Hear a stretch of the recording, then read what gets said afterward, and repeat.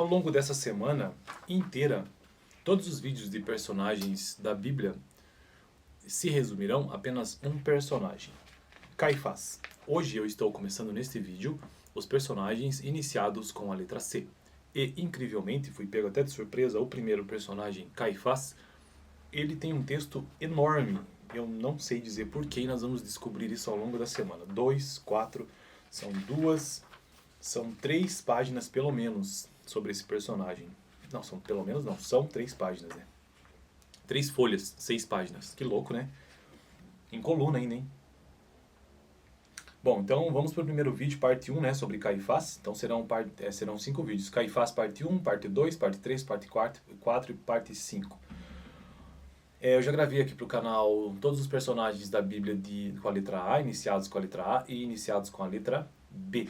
Eu estou construindo uma playlist que é de teologia, mas esta é uma playlist específica sobre todos os personagens da Bíblia de A a Z. Caso você tenha interesse, tem um link na descrição. E eu gosto de entender um pouco sobre os personagens da Bíblia, essa biografia. Às vezes podem ser histórias muito interessantes. Então vamos à parte 1 sobre o Caifás. Caifás. Bom, Caifás, antes de entrar no texto propriamente dito, eu sei que tem alguma coisa, isso eu sei porque eu lembro. Provavelmente ele era o sumo sacerdote, só não sei a ordem correta ali do tempo de Jesus. Então vamos lá, Caifás. José Caifás era o nome dele, oxi.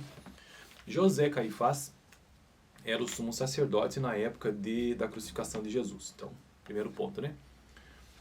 Por causa das contradições nos evangelhos de Mateus, Lucas e João, Marcos não menciona Caifás. Alguns estudiosos sustentam que a menção a Caifás como sumo sacerdote foi uma introdução posterior. Diversas perguntas sem respostas lançam dúvidas em relação à exatidão dos detalhes dos relatos do julgamento de Jesus. Não obstante, o fato importante, e em geral não contestado, é que Jesus foi julgado e condenado.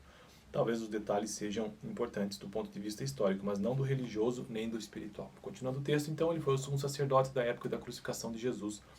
E Caifás, como um dos juízes e piores inimigos de Jesus, carrega boa parte da responsabilidade pela morte de Cristo. Como sumo sacerdote, Caifás era o terceiro homem mais importante de Israel. O terceiro homem mais importante. Abaixo apenas de Pôncio Pilatos, que era romano, e do rei Herodes. O grau de autoridade dele era, de algum modo, semelhante ao de um primeiro-ministro da era moderna.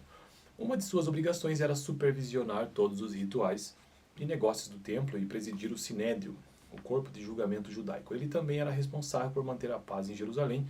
Isto era, sem dúvida, uma façanha na Páscoa, época em que a cidade era invadida por judeus zelosos, muitos dos quais desprezavam os sacerdotes, quase tanto quanto odiavam os romanos. Os sacerdotes, eles não eram os líderes religiosos dos judeus.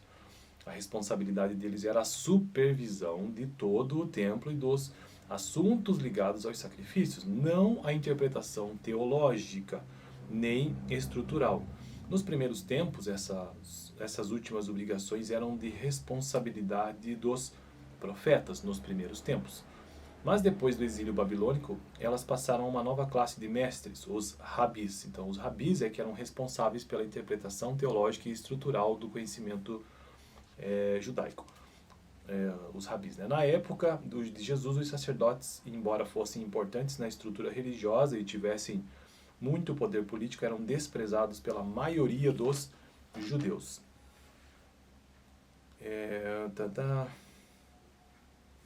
Pois os consideravam corruptos e oportunistas e colaboradores dos romanos. O povo procurava liderança espiritual nos rabis, nos mestres. Os rabis não eram ordenados no sentido moderno. Antes eram professores que vieram a ser aceitos, eram professores, olha só que interessante, que vieram a ser aceitos pelo povo apenas por causa do conhecimento e da sabedoria que exibiam. Jesus era tratado com frequência por rabi. Cara, eu nunca tinha ouvido falar disso, cara, que interessante, né? E na Bíblia você vê que Jesus realmente é chamado de rabi muitas vezes, né? Então, de fato, os sacerdotes na época de Jesus não eram líderes religiosos, eles eram apenas responsáveis pela supervisão do templo. Os líderes religiosos que de fato faziam interpretação teológica, no começo os profetas eram responsáveis por isso, né? E depois os sacerdotes também, mas pós-exílio aí ficam com os mestres, os rabis. Interessante. Se Caifás e seus guardas do templo permitissem que as coisas saíssem do controle, os romanos assumiriam o controle e imporiam a ordem. Os romanos não gostavam nem um pouco de se aborrecer com esses assuntos. O método padrão dos romanos de controlar as multidões era um massacre, seguido de substituição daqueles que deveriam ter mantido a ordem. Na Páscoa, a cidade se transformava por cerca de 3 semanas em uma massa palpitante de gente. E havia um enorme risco de tumulto, de choque e de motim. Isso deixava os romanos muito nervosos e Caifás quase fora de si.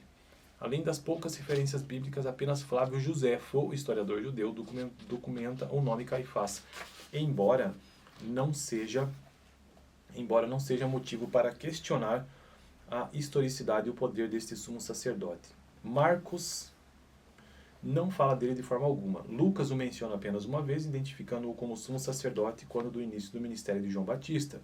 Mateus fala dele referindo-se ao momento em que Caifás conspira para prender e matar Jesus e depois presidir o julgamento de Cristo no Sinédrio. E João se refere diversas vezes a ele, aludindo à sua demoestação, segundo a qual é melhor morrer um homem do que perecer toda a nação. Infelizmente, todos os registros judeus foram perdidos na destruição de Jerusalém. Bom, então esta é a parte 1 sobre Caifás. Interessante, que foi o sumo sacerdote ali na época da crucificação de Jesus. Próximo vídeo, parte 2. Valeu!